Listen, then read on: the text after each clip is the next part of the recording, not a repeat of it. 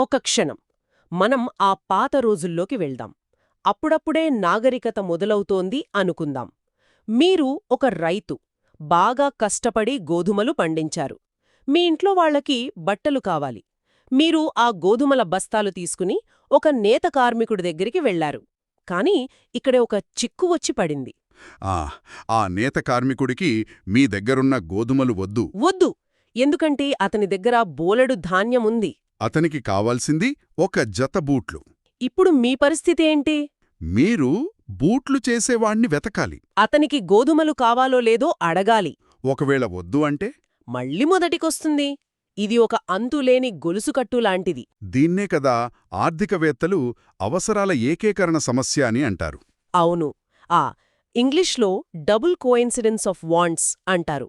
మీకు కావాల్సింది ఉన్న వ్యక్తికి మీ దగ్గరున్నది కావాలి. ఇది జరగడం చాలా కష్టం కదా. చాలా అంటే చాలా కష్టం. ఈ సమాచారం ఆధారంగా అసలు ఈ డబ్బు అనే ఆలోచన ఎలా పుట్టింది, అది ఎలా పనిచేస్తుంది అనే విషయాలను కొంచెం లోతుగా చర్చిద్దాం. ఇది చాలా ఆసక్తికరమైన విషయం. మనం రోజూ డబ్బు వాడుతాం, కానీ దాని గురించే ఆలోచిస్తాం. అవును, కానది కేవలం కాగితం ముక్కో, లోహపు బిళ్ళో కాదని, దాని వెనుకొక పెద్ద నమ్మకం, ఒక వ్యవస్థ ఉన్నాయని చాలా కొద్దిమందే గుర్తిస్తారు. సరే, అయితే మొదలు పెడదాం. ఇందాక మనం చెప్పుకున్న రైతు వ్యవస్థను సిసి ఎకనామీ అంటారట. కమోడిటీ టు కమోడిటీ అంటే ఒక వస్తువు ఇచ్చి మరో వస్తువు తీసుకోవడం. కాని డబ్బు వచ్చాక మన ఆర్థిక వ్యవస్థ సిఎంసి ఎకనామీగా మారింది. Commodity, money, commodity. అంటే మీ దగ్గరున్న వస్తువు అమ్మి డబ్బు తీసుకుని ఆ డబ్బుతో మీకు కావాల్సిన మరో వస్తువు కొనుక్కోవడం. వినడానికి చిన్న మార్పులా ఉన్నా దీని ప్రభావం అపారమైనది. ఇప్పుడు మన రైతుకి ఆ టెన్షన్ లేదు. లేదు. అతను తన గోధుమల్ని ఎవరికైనా అమ్మి డబ్బు తీసుకోవచ్చు. ఆ డబ్బుతో తనకు నచ్చిన చోట బట్టలు కొనుక్కోవచ్చు. అంటే అమ్మడం ఒకచోట, కొనడం మరోచోట. అవును, ఈ రెండింటినీ డబ్బు విడదీసిందనమాట. ఇది వ్యాపారానికి రెక్కలు తొడిగింది. ఇక్కడే నాకు ప్రశ్నొస్తోంది. సరే, డబ్బు సమస్యను పరిష్కరిస్తుందంటున్నారు. కానీ దేన్నైనా డబ్బుగా వాడొచ్చా? ఉదాహరణకి టమాటాలు. మంచి ప్రశ్న. వాడలేం. 2 రోజుల్లో కుళ్ళిపోతాయి కదా. అవును. లేదా ఒక పెద్ద బండరాయిని దాన్ని మోసుకెళ్లలేం. అంటే ఒక వస్తువు డబ్బుగా పనిచేయాలంటే దానికి కొన్ని ప్రత్యేక లక్షణాలు ఉండాలి. ఖచ్చితంగా ఉండాలి. అందులో మొదటిది, అన్నిటికంటే ముఖ్యమైనది, సర్వ ఆమోద్యత, జనరల్ యాక్సెప్టబిలిటీ. సర్వ ఆమోద్యత అంటే అందరూ దాన్ని అంగీకరించాలి. అవును, దాన్ని అందరూ నమ్మాలి. నేను మీకు డబ్బిస్తే దానికి విలువుందని మీరు నమ్మాలి. దాంతో మీరు ఇంకోటి కొనగలననే ధీమాగా ఉండాలి. అంటే ఇదంతా నమ్మకం మీదే నడుస్తుందన్నమాట. ఖచ్చితంగా, మొత్తం నమ్మకమే. కాగితానికి విలువుందని మనందరం నమ్మితేనే అది డబ్బు. లేకపోతే అది కేవలం కాగితం ముక్కే. ఇక రెండవ లక్షణం విభజనీయత, డివిజిబిలిటీ. విభజనీయత అంటే చిన్న చిన్నగా విభజించడం. అవును, మనం చిన్న వస్తువుల్నుంచి పెద్దవి కొనాల్సొస్తుంది కదా. దాన్ని రూపాయలు, పైసల్లాగా విభజించగలగాలి. నిజమే. ఒక ఆవునిచ్చి ఒక చాక్లెట్ కొనలేం కదా. కొనలేం. ఆవులోంచి చిన్న ముక్క కోసి ఇవ్వలేం. కాని 100 రూపాయల నోటుకు చిల్లర తీసుకుని చాక్లెట్ కొనగలం. అర్థమైంది. సరిగ్గా అదే. మూడవది మన్నిక, డ్యూరబిలిటీ. అది సులభంగా పాడవకూడదు. పాడవకూడదు, చిరిగిపోకూడదు. అందుకే లోహాలు, ప్రత్యేకమైన కాగితం వాడతారు. ఇక నాలుగవది పోర్టబిలిటీ, అంటే సులభంగా తీసుకువెళ్లడం. అవును, సులభంగా రవాణా చేయడం. బండరాళ్లు అందుకే పనికిరావు. చివరిగా ఐదవది విలువలో స్థిరత్వం, స్టేబిలిటీ ఆఫ్ వాల్యూ. దాని విలువ తరచుగా మారిపోకూడదు. అవునవును. ఈరోజు ₹1 కిలో బియ్యం వచ్చి రేపు అదే రూపాయికి ఒక గింజ కూడా రాకపోతే ఆ వ్యవస్థ కుప్పకూలిపోతుంది. సరే, ఈ లక్షణాలన్నీ చూస్తుంటే నాకొకటనిపిస్తుంది. మనం ద్రవ్యాన్ని అది దేనితో తయారైంది అనే దానికంటే అది చేసే పనులను బట్టే గుర్తిస్తున్నాం. మీరు సరైన పాయింట్ పట్టుకున్నారు. దీనికి సమాధానంగా ఫ్రాన్సిస్ ఏ వాకర్ అనే ఆర్థికవేత్త ఒక అద్భుతమైన మాట చెప్పారు. ఏంటది? ద్రవ్యం చేసే పనులన్నింటినీ ద్రవ్యమంటారు. Money is what money does. ఒక్క నిమిషం, ఇది వినడానికి సింపుల్గా ఉంది, కాని ఆలోచిస్తే చాలా లోతైన విషయం. అంటే ఏ వస్తువైనా సరే అది డబ్బు చేసే పనులను చెయ్యగలిగితే అదే డబ్బు అవుతుందా? సిద్ధాంతపరంగా అవును. చరిత్రలో గవ్వలు, ఉప్పు, పొగాకు ఆకులు కూడా డబ్బుగా చలామణయ్యాయి. అలాగా? ఎందుకంటే ఆ సమాజాలు వాటిని ఆమోదించాయి. ఇదొక క్రియాత్మక నిర్వచనం అన్నమాట. అంటే దాని పనితీరుతో దానికి గుర్తింపొస్తుంది. మిల్టన్ ఫ్రీడ్మన్ కూడా దీనిపై ఏదో అన్నారు కదా. అవును, ఆయన దీన్ని మరో అడుగు ముందుకు తీసుకెళ్లి ద్రవ్యాన్ని తాత్కాలిక కొనుగోలు శక్తి నిలయం అన్నారు.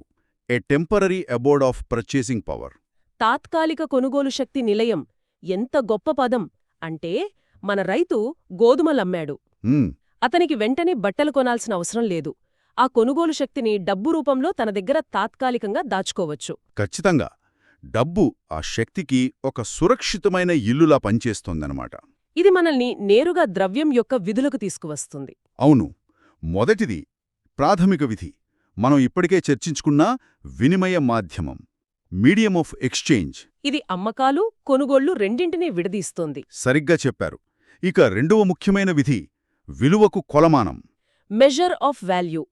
ఇది గౌణ విధి కింద వస్తుంది. అవును, అంటే ప్రపంచంలోని అన్ని వస్తువుల, సేవల విలువను ఒకే ప్రమాణంతో కొలవడం. ఉదాహరణకి ఒక పెన్ను 10 రూపాయలు, ఒక పుస్తకం 100 రూపాయలు అని చెప్పగలుగుతున్నామంటే ఆ రెండింటి విలువను రూపాయి అనే ఒకే కొలమానంతో కొలుస్తున్నాం కాబట్టే. దీనివల్ల ధరలను పోల్చడం చాలా సులభం. ఇక్కడే మన దగ్గరున్న సమాచారంలో ఒక చారిత్రక విషయం గుర్తొచ్చింది. క్రీస్తుపూర్వం 700లో లిడియా రాజ్యంలో ప్రభుత్వం మొదటిసారిగా నాణెలను జారీ చేసిందట. అవును, ఇప్పటి టర్కీలో ఉంది ఆ ప్రాంతం. అది మానవ చరిత్రలోనే ఒక విప్లవాత్మకమైన మార్పు. ఎలాగంటారు?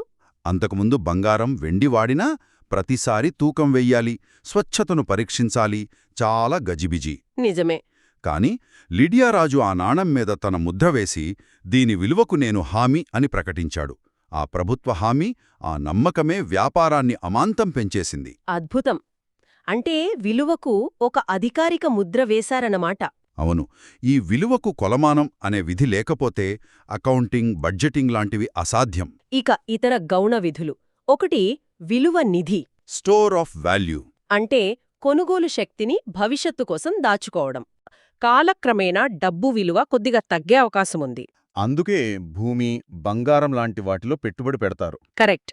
కానీ స్వల్పకాలిక అవసరాలకు డబ్బు ఉత్తమమైన విలువ నిధి. అర్థమైంది. ఇక చివరిగా వాయిదా చెల్లింపుల ప్రమాణం. ఇది వినడానికి కొంచెం క్లిష్టంగా ఉంది. Standard of deferred payments. దీన్ని సులభంగా చెప్తాను. దీని అర్థం అప్పులివ్వడానికి, తీసుకోవడానికి ఇదొక ఆధారం. ఓ సరే. భవిష్యత్తులో చెల్లించాల్సిన మొత్తాన్ని డబ్బు రూపంలో ఖచ్చితంగా నిర్ధారించవచ్చు. నేను మీకు ఈరోజు 10,000 అప్పిస్తే వచ్చే ఏడాది ఎంత తిరిగివ్వాలో మనం ముందే మాట్లాడుకోవచ్చు. అదే వస్తుమార్పిడి పద్ధతిలో అయితే ఒక మేకను అప్పుగా ఇస్తే వచ్చే ఏడాది మీరు అదే నాణ్యత ఉన్న మేకను తిరిగి ఇవ్వగలరని గ్యారంటీ లేదు. నిజమే, ఆ మేక బక్కచిక్కిపోవచ్చు లేదా చనిపోవచ్చు కూడా. కానీ డబ్బు విలువ దాదాపు స్థిరంగా ఉంటుంది. ఈ విధి వల్లే రుణాలు, జీతాలు, పెన్షన్లు వంటివి సాధ్యమవుతున్నాయి. చివరగా మన దగ్గరున్న సమాచారం సమీప ద్రవ్యం గురించి కూడా చెబుతోంది. Near money. అవును, చెక్కులు, బాండ్లు, ప్రామిసరీ నోట్లు వంటివి. అవి నేరుగా ద్రవ్యం కాకపోయినా వాటిని చాలా సులభంగా, వేగంగా నగదుగా మార్చుకోవచ్చు. అంటే అవి డబ్బు కాకపోయినా డబ్బులాగే పనిచేస్తాయన్నమాట. మరి వీటికి అసలు డబ్బుకు తేడా ఏంటి? నేను షాప్కు వెళ్ళి చెక్కిస్తే తీసుకోరు కదా. మీరు మళ్ళీ అసలైన పాయింట్కే వచ్చారు. సర్వామోద్యత. ఓ మళ్ళీ అక్కడికే వచ్చామా? అవును, నోటుకు ఉన్నంత విశ్వవ్యాప్త ఆమోదం చెక్కుకు ఉండదు. చెక్కు బౌన్స్ అవ్వొచ్చు అనే భయం ఉంటుంది. అందుకే నగదును అత్యంత ద్రవ్యరూపమంటారు. Most liquid asset. కరెక్ట్. ఇది మన ఆర్థిక వ్యవస్థ నమ్మకం, వాగ్దానాలపై ఎలా ఆధారపడి ఉందో చూపిస్తుంది. ముఖ్యాంశాలను గుర్తు చేసుకుందామా? తప్పకుండా. వస్తు మార్పిడిలోని అవసరాల ఏకీకరణ సమస్యను పరిష్కరించడానికి ద్రవ్యం పుట్టింది. దానికి సర్వ ఆమోద్యత, విభజనీయత, మన్నిక లాంటి లక్షణాలుండాలి.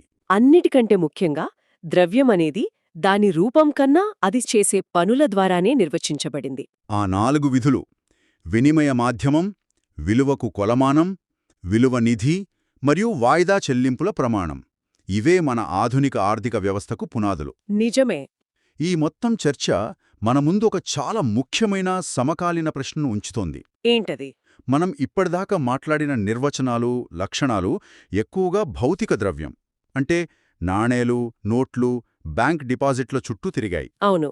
కానీ మనమిప్పుడు డిజిటల్ యుగంలో ఉన్నాం. క్రిప్టోకరెన్సీలు, యూపీఐ, మొబైల్ వ్యాలెట్లు ఇలా ఎన్నో కొత్త రూపాలను చూస్తున్నాం. మనం ఇప్పుడే చర్చించుకున్న ఈ సాంప్రదాయ లక్షణాలు వీటికి అంతవరకు వర్తిస్తాయి? మంచి ప్రశ్న. ఉదాహరణకు బిట్కాయిన్ వంటి వాటి విలువలో మనం చెప్పుకున్న స్థిరత్వం ఉందా? లేదు. వాటికి పూర్తి సర్వామోద్యత ఇంకా లభించిందా? బహుశా ద్రవ్యమనే పదానికి మనం కొత్త నిర్వచనం వెతకాల్సిన సమయం ఆసన్నమైందేమో. ఇది మన శ్రోతలు ఆలోచించాల్సిన విషయం.